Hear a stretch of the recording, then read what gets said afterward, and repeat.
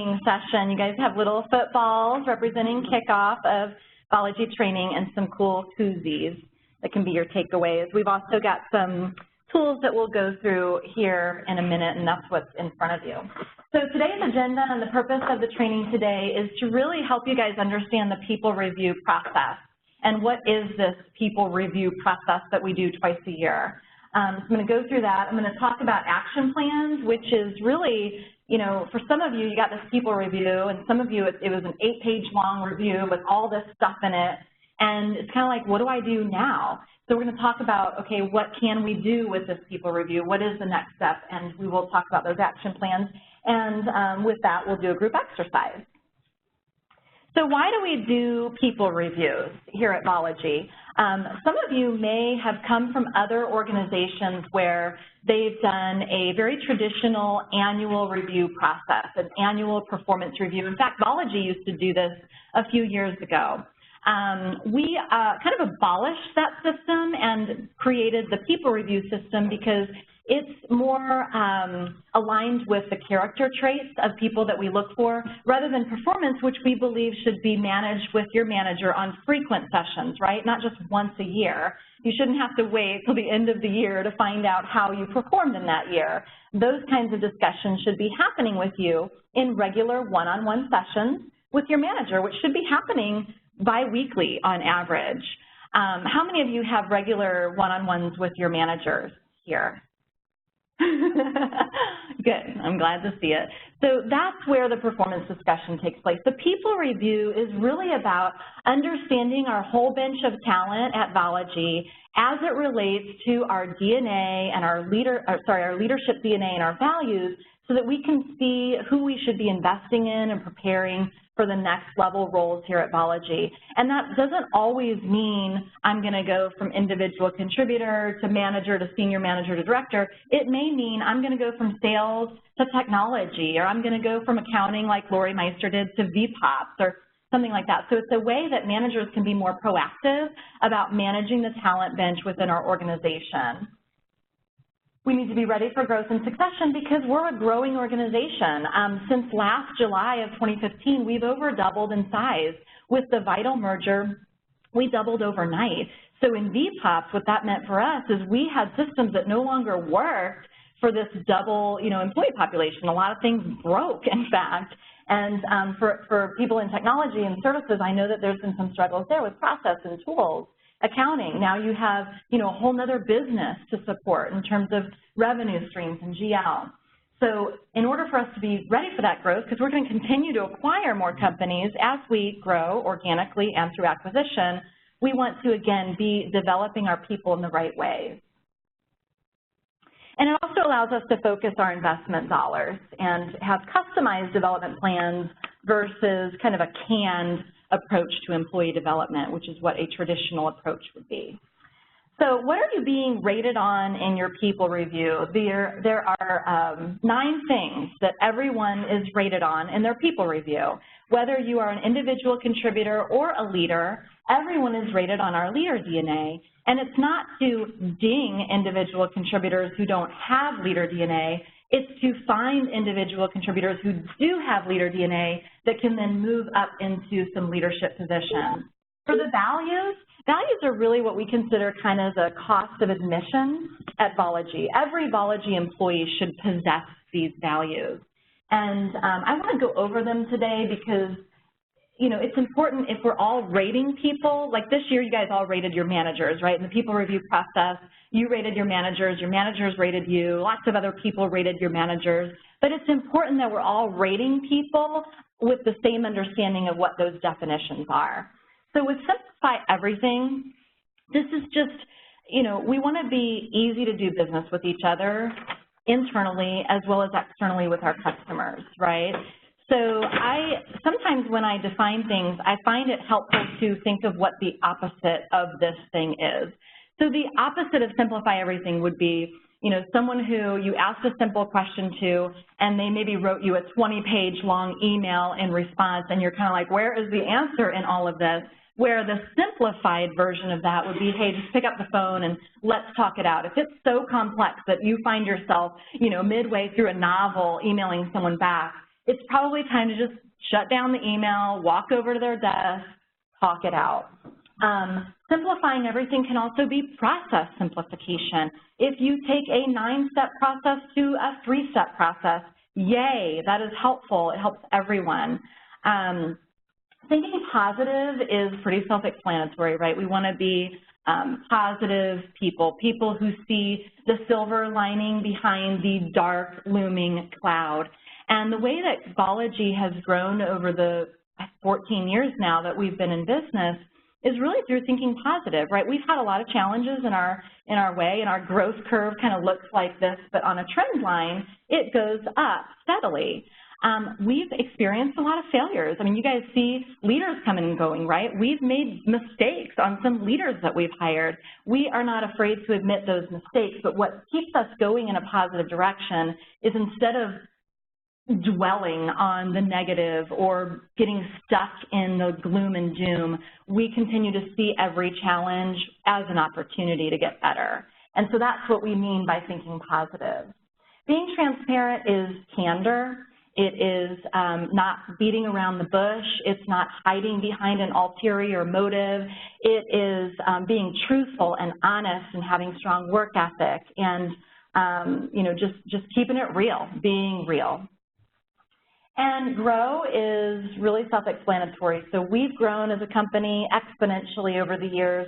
We typically work with customers who are growing exponentially, and we want to help our customers grow. But we also, as individuals, want to focus on our own growth and training and development. As technologists, this is important because technology is changing so quickly, and it's important for our techie people to be abreast and current with their certifications. Same with accounting and VPOPs and every, you know, sales. We always want to get better, going from a product sale to a solution sale. How do we make that transition? So we want to focus on learning and growing and never stop. On the leader DNA, agile velocity really is agility. We kind of made this term up, agile velocity, because we've been a fast company. Vology, the name Vology kind of is from the Latin root of speed, even though that's not really true, but that's kind of anecdotal. And so we put velocity in there. But really, when we think about agile velocity, this has to do with being agile. It has to be, it has to do with us being flexible and being able to adapt pretty quickly, right? So if a big change comes our way, which happens every day, how are we going to react to that change? Are we going to be able to listen to what has changed and then decide, okay, how are we going to move forward? Or are we going to get totally freaked out by the change, hide in a hole for 3 months, bitch and moan and complain, and then come out and complain some more? So it's really about how are we going to flex and adapt with the changes that are constantly going around in our universe. It's agility. Ruthless focus really has to do with execution. So in order for us to get stuff done, we must be able to prioritize what are the 1, 2, 3 things that are important for me to do this week. With my team, we have a 1, 2, 3 and parking lot model. So every week when I meet with my team, each one of them as an individual tells me what their top 1, 2, 3 priorities are for this week and what's in the parking lot. And they can't work on anything in the parking lot until their 1, 2, 3 are done. And that's how we keep focused on getting stuff done. So getting stuff done has to do with focus and ultimately execution. Changing the field of play has to do with innovation. It has to do with bucking conventional wisdom, bucking tradition, and really looking at things in new ways and being open-minded to think about things in new ways. One thing that I think about when I think about changing the field of play is something that John O'Shea once said. I don't know if any of you were here when John was here. I think most of you probably were. But he said, you know, if we could look at the way we sell services and solutions in the way that we sell product, meaning fast, transactional, 1-month sales cycle, if we could change the field of play so that Vology is able to close a big solutions deal quicker than anybody else, that would change the field of play, right? We would be ahead of our competitors. So changing the field of play has to do with a competitive advantage in the marketplace, because we do something differently. It's not being different just to be different, but it's being different to solve a problem and have competitive advantage in the marketplace. So when you think about yourself as an individual, you guys in the room don't lead people under you, but there's still many opportunities to do some of these leadership DNA traits. Decisive is pretty self-explanatory. It's making decisions. It's pulling the trigger on a decision without over-analysis, or what some people call analysis paralysis. Because we're able to act quickly and adapt with our agility, it's okay if we make a wrong decision. I'll bring it back to what's near and dear to my heart, which is some mishires, right? Sometimes we make a wrong decision when we hire a leader or someone, and then we make a very quick decision afterwards if we realize we made the wrong decision. That is decisiveness and agility, and it's admitting our failure, right?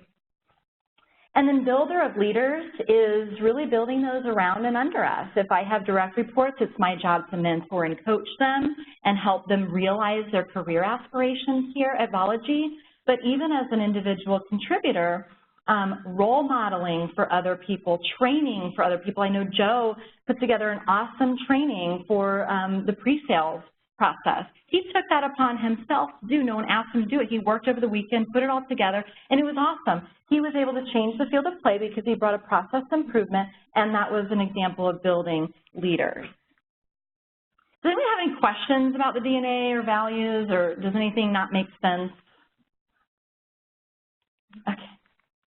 So this process that we go through twice a year, this people review process, is kind of visualized here. So in VPOPs, we have a variety of different processes that we go through on an annual basis. It really starts in that core with workforce planning, which is another word for AOP planning, or annual operating plan.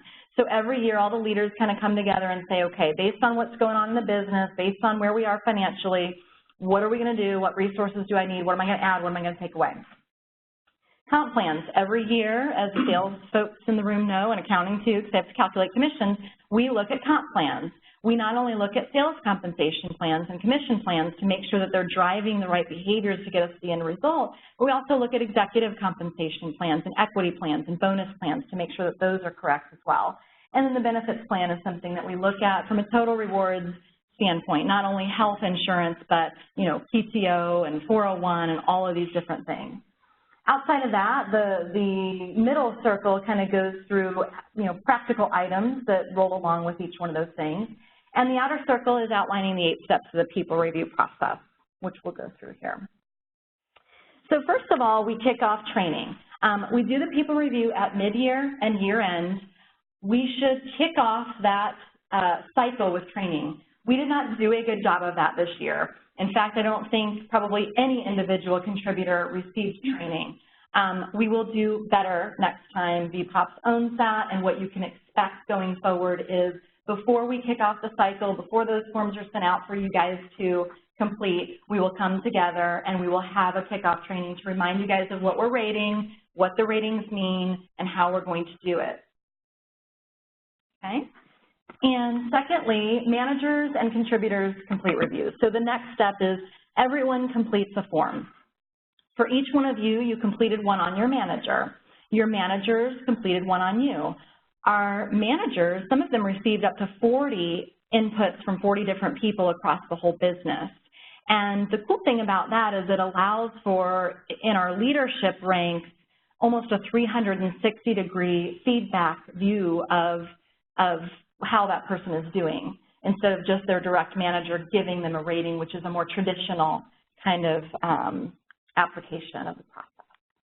So third, we generate results. This year we started using ADP, which is our HRIS, which is our information system for HR records.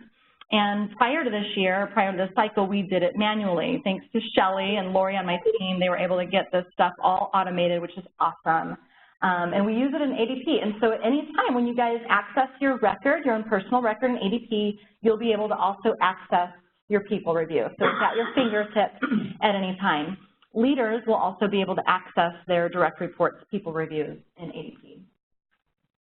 So then we share the reviews and acknowledge them. So each one of your managers should have sat with you in a one-on-one session and shared your people results with you. Did everyone have a session like that with their manager? Anybody not have a session like that with their manager? Chris, good? Matt? Good, awesome. All right, so I mean, it's important, you know, we're really working with our leaders to develop them too. So if you guys are having issues or if you're not feeling like you're getting the development you need, let somebody know because we care and we want to make it better. So these one-on-one sessions happen where you sit down and look at your review. And then your report is generated and sent to you in ADP, and it looks kind of like this, and then you sign off on it. And then at the end of this, once the process is closed, we provide training. That's what we're doing today. Welcome to step 5. Thanks, Shelley. So we want to be transparent, and what I'm going to show you guys in a minute is the results of our leaders. You won't see them by name, but you will see the results, so we can actually all know what the end result of this people review process looks like. That's cool. Yes. So here we have, this is really interesting. What's that? That's right. So blazing the trails since 2016.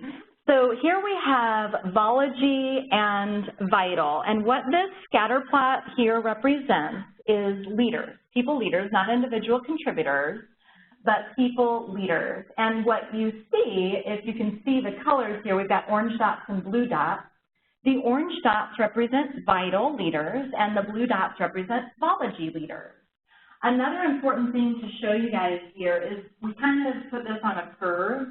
So if you'll notice, the x-axis starts at 8, not 0, and the y-axis starts at 10, not 0. And the reason we spread it out like that is because if we didn't, everyone would be clustered in that top right quadrant, which would be very hard for us to see any differences, right?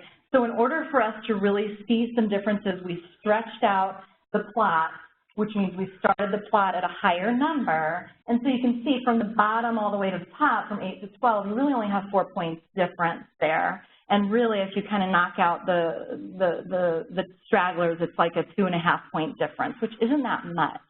And what it tells us is, first of all, we have some pretty strong leaders, right? If they all are landing in that top right, it's pretty good. What this graph also tells me is there's a big difference between how Vital leaders rank as compared to Vology leaders. And this could mean a couple of things. It could mean Vology leaders aren't as good. It could mean Vital leaders are killer.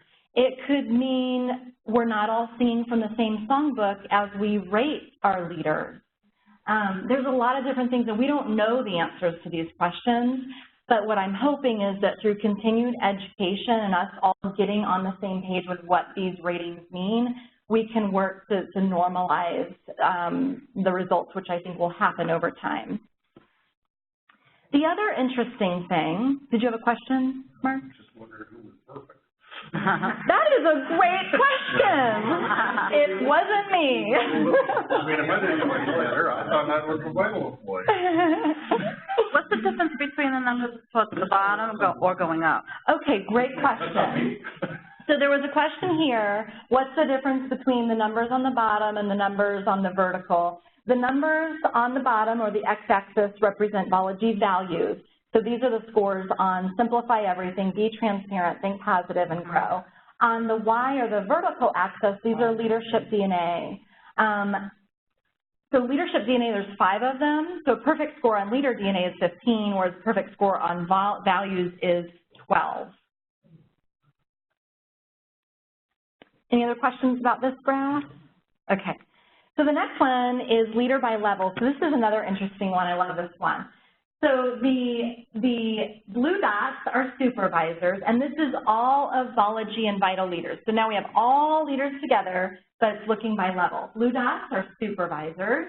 Orange dots are managers. Gray dots represent directors, and yellow dots represent VPs. So if you look at this graph, again, this is interesting, and it could mean a couple of things. But you've got managers are rating higher than anyone, right? And you've got VPs who are pretty much, the directors and VPs are rating the lowest. Managers and supervisors are rating the highest. This could mean a few things. It could mean people hold directors and VPs to a higher standard, so they naturally grade them harder. It could mean that managers and supervisors should be leading the company and the executives should not be. It could mean, again, we're not all singing from the same songbook on how we're rating. I don't know what the answer is, and we don't know. These are just hypotheses. But what I'd like to see over time is how these things trend. And again, the x-axis and y-axis start at 8 and 10, respectively. Now, this gets really interesting here. So the two graphs I just showed you represent consolidated results. If you remember, each of our leaders had multiple people review them, some of them up to 40 inputs. You guys only had one person review you, your manager only. Maybe that'll, get a little bit richer over time. But this year, individual contributors only got one input. Leaders got many. So these represent the many inputs for each leader. What this represents is the only one input for the leader, which was their direct manager rating only. So for instance, my dot on this chart would be Steve's review of me only. Kalissa's dot would be Barry's, at this time it was Barry, was her manager, Barry's rating only. Kevin, Matt, and Dan was Barry's rating only. So this only has one. But what's so interesting about this is how different the scores are. And obviously we're not, showing names on the dots, but some of the names went from top to bottom, from consolidated to direct manager, or vice versa. So that tells me that there is a big difference between the perception of the person's direct manager and others around them. Not many people had a consistent review all the way across. So the way that leaders can use this and what they learned in their training is to really understand what levels are rating them in what way, and how can I work to improve. If I've got a problem with my direct team, how can I improve that? And that's where my focus is going to go as a leader. And by the way, that's vital and Vology leaders. So again, the vital leaders are skewing high, and Vology leaders are skewing low. Here's by level. Again, executives are skewing low. Directors really, in this one versus the consolidated results, total flip-flop, right? Because the gray dots were low in the other chart, and they're high here. So it's just an interesting thing to think about, how different someone's direct manager can view someone than the rest of the organization. Any questions on what I just explained? Does that make sense? Why would there be such a big discrepancy between what your direct supervisor reports about you based on the perception of the people around you, and what would cause that? I think it's a great question, Joe. And so one thing, everyone rated at the same time. I wonder if the direct managers received all of the other people's feedback first, if it would have skewed their own rating of their direct report. You know what I mean? Like, if I have a team, and by the way, all my team rated each other, so I got lots of input on each one of my individual contributors, and we got it all at the same time, but I wonder if I had gotten some feedback that I didn't know about, because I'm a little bit more removed from my team than the peer group is, right? The peer group works with them every single day. So they're going to notice things that I may not notice, because either they're not going to show me that because I'm their manager, or I just am not as close to them as they are in the same work group. So, this could be a philosophical discussion that goes on for miles. I mean, theoretically, your direct manager should have the most input because they do manage you. They're responsible for you. They're accountable to your growth and development. They're accountable to your performance and bottom line. So they should theoretically be the closest one to what you're actually showing and doing. But there's a lot to be said about that 360-degree feedback as well.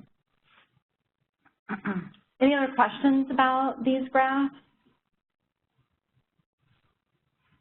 Are the people on the phone muted, Shelley? Or can they talk? Okay.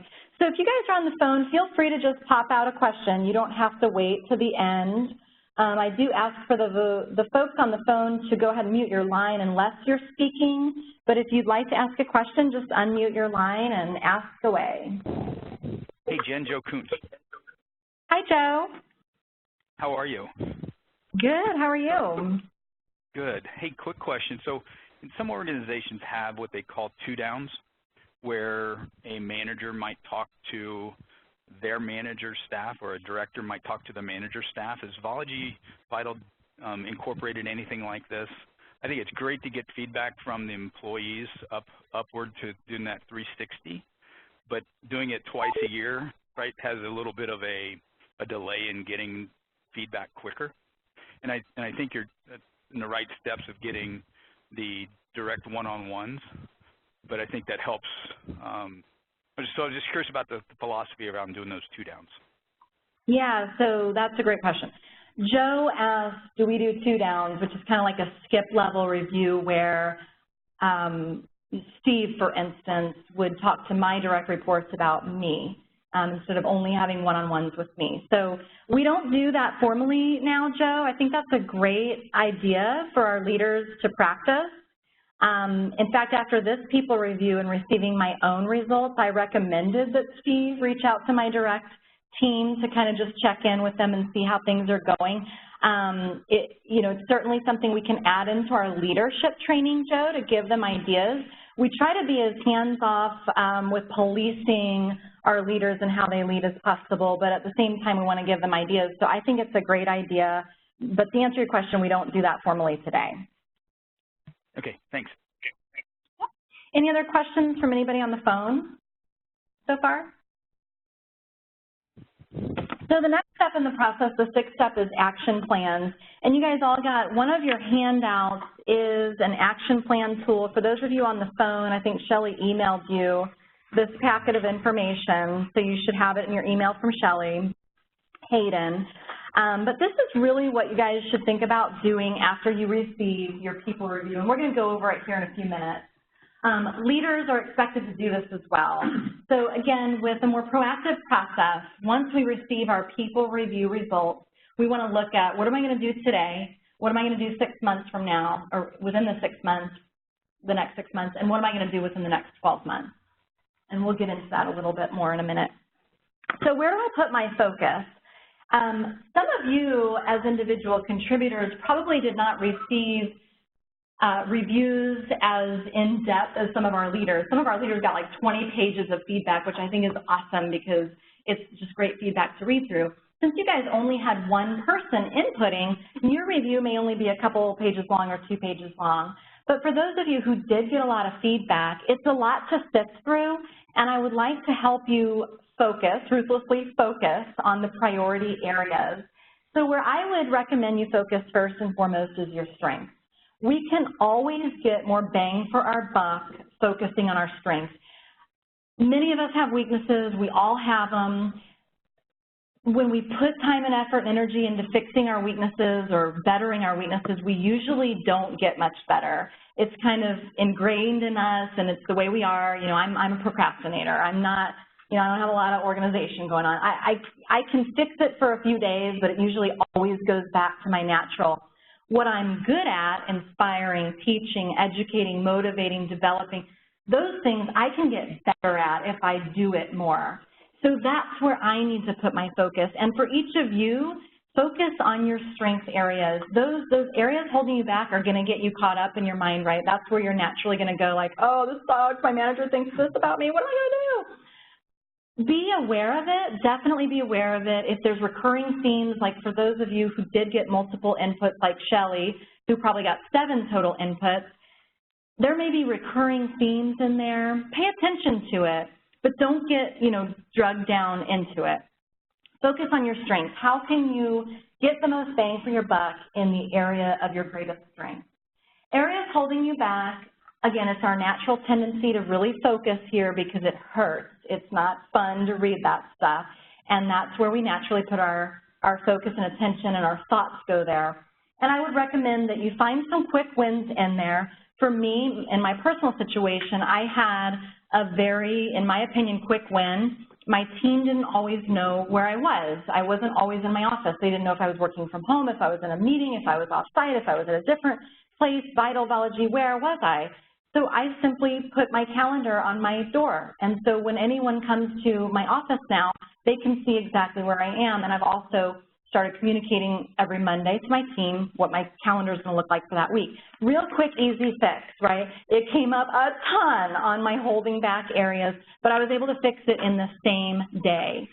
So notice the quick wins. Those are usually really easy things you can fix the same day. And then for longer term, just look for recurring themes. For me, my longer term recurring themes were attrition in this company. What is happening, right? Jen Glore, get your crap together. What is happening? Why are we hemorrhaging people? This is a thing I can't fix overnight, but it's definitely a recurring theme that came up in the holding back area that I can't ignore. So I need to do something about it and rally a team around me to do something about that. And then recommended actions was the third section of your people review. And if any of you brought your people reviews today, you can actually, look at it now. Recommended actions are bullet points of what your manager recommended that you do over the next 6 months. For some of you, there may be 8 or 10 bullets there. For some of you, there may be 30 or 40. For some of them, maybe none. If there's none, that's probably a bigger problem than having 40. And so if you have none or one, what I would recommend is you think about what you may want to work on and just have a one-on-one with your manager and tell him or her, like, I need more feedback from you. I don't have what I need here to do what I need to do, and I need more from you. Please say more. Tell me more. And if you guys need help with that, that's what I'm here for. Shelly's here for. Katie for services employees. We're here for you to work through those things. So the tool is this tool that's in front of you. It's also, you guys, Shelly made this really cool one-sheeter laminated thing that you can take away with you.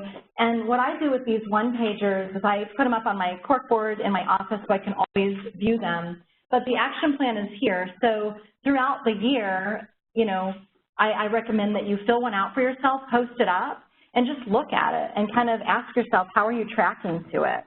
Also share it with your friend at work or share it with your manager. That'll add some accountability. Share it with your team, and they can hold you accountable. So the seventh step of people reviews is succession plans. This is a leadership step.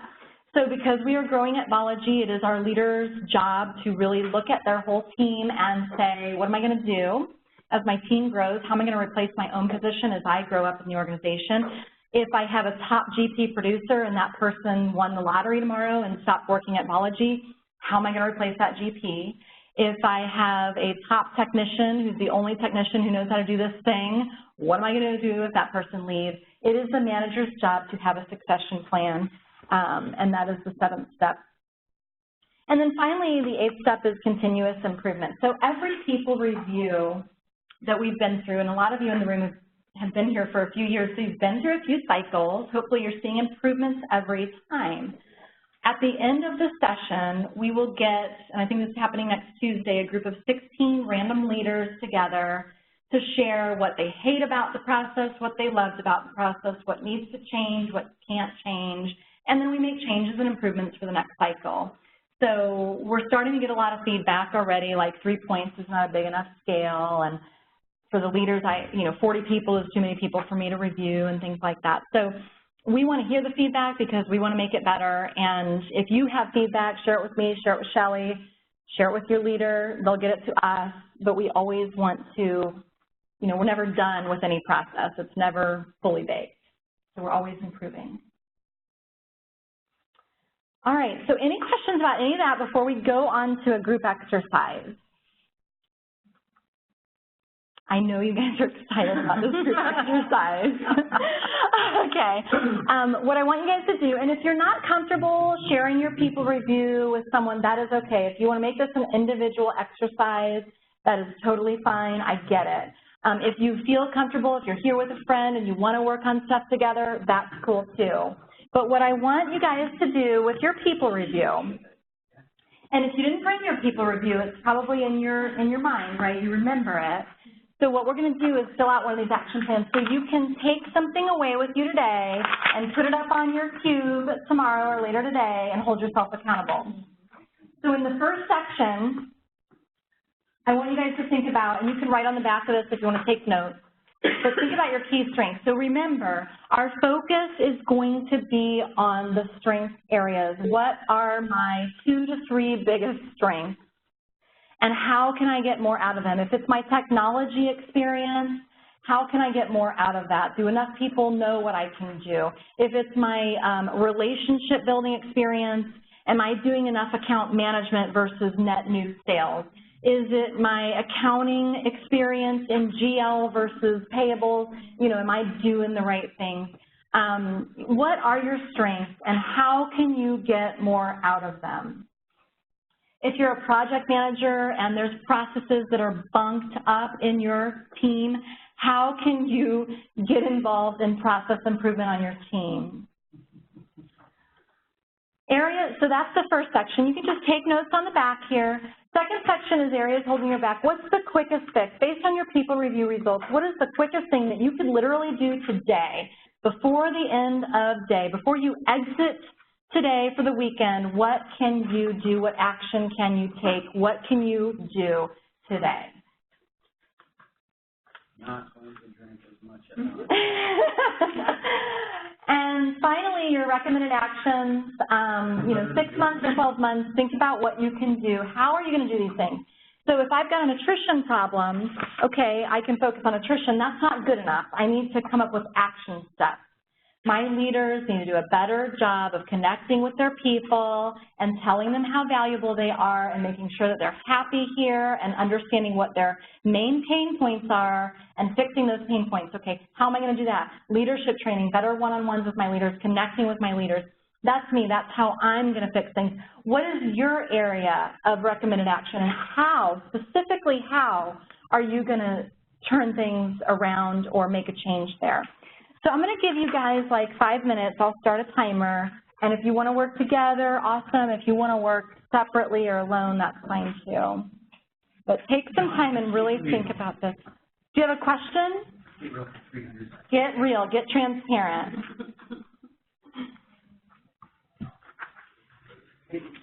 Hey, Mark. How you doing, buddy? Hey, how you doing? We need to learn another communication. Less pro, more Python.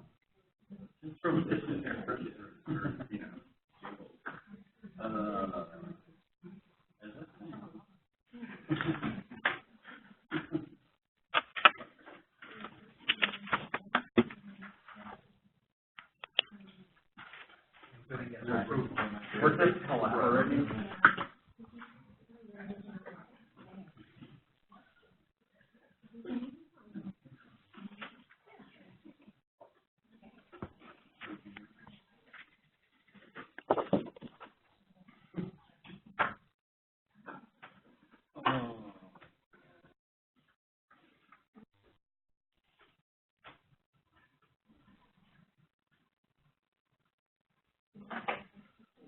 Yeah.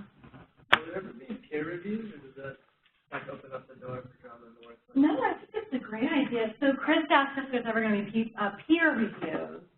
I did that on my team because it was manageable. There's only 7 of us. If we can get the system to work, we can certainly introduce something like that. I think it would be hugely to get, the feedback from your peers. I love it. That could be 3.0. That'd be nicer to your team. Sometimes that's the best feedback you can get. Trust me, we know how we go.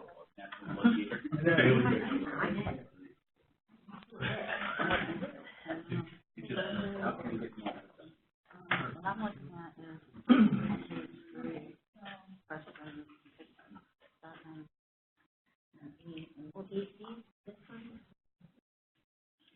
yeah, we're looking at what's wrong. Very good. Thank you. Word for word.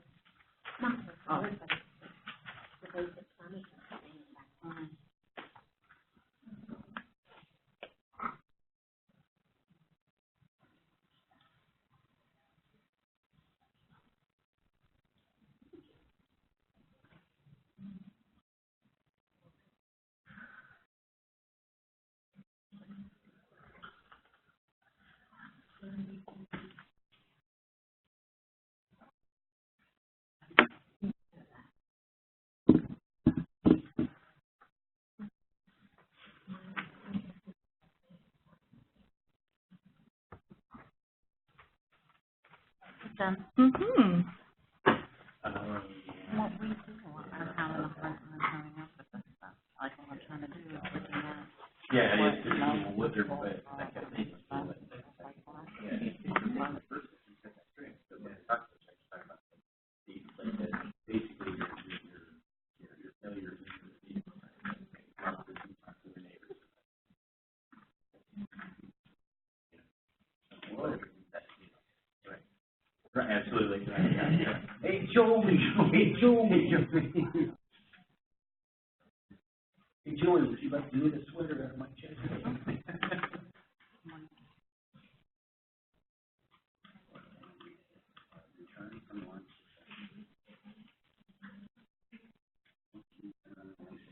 So the recurring themes that I'm hearing, and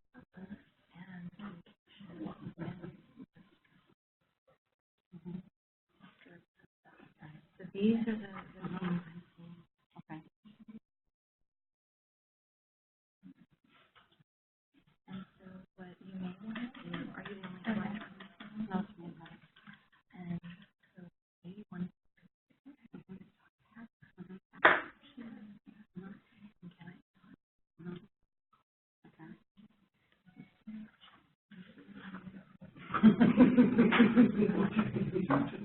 over the next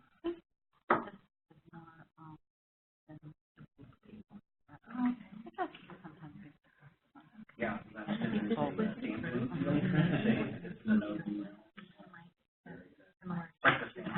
That's my thought. It's just okay. So what I recommend is shoot at so like one day one children. One by one. Yeah.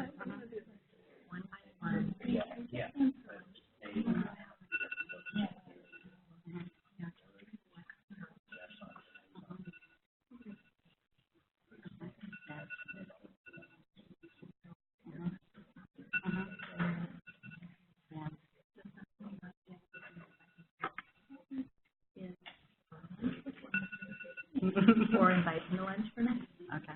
You know, that might help. I think a lot of it can probably like each other, right? And the way to get like a marriage or married. Okay. It's a lot of it is understanding where the perspective with each other is coming from.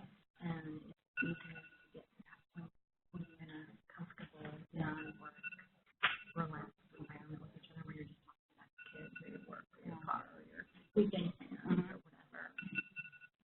So that's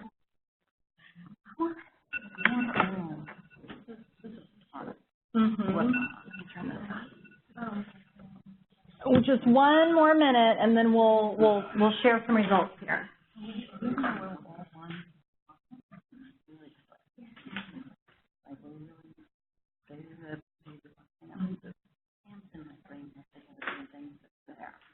everybody has that routine of those people run. You know what I mean? I would feel really uncomfortable. Sometimes you gotta take a baby step, you know, super uncomfortable, but once you're on the other side,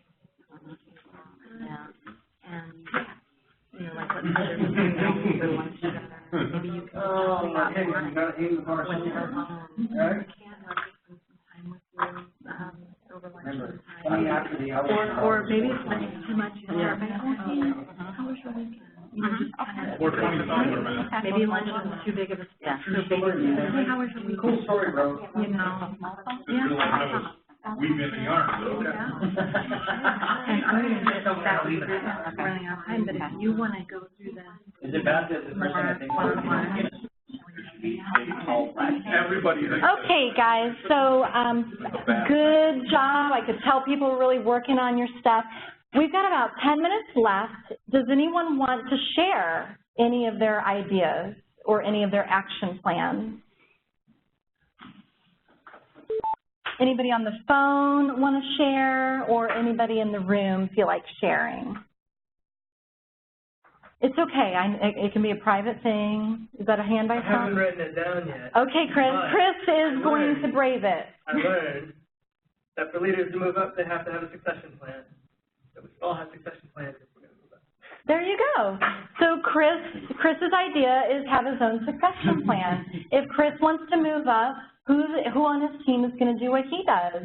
So Chris, some actions there could be cross-training a team member. What's that? Like documenting processes. Documenting processes. Good. Awesome. Perfect.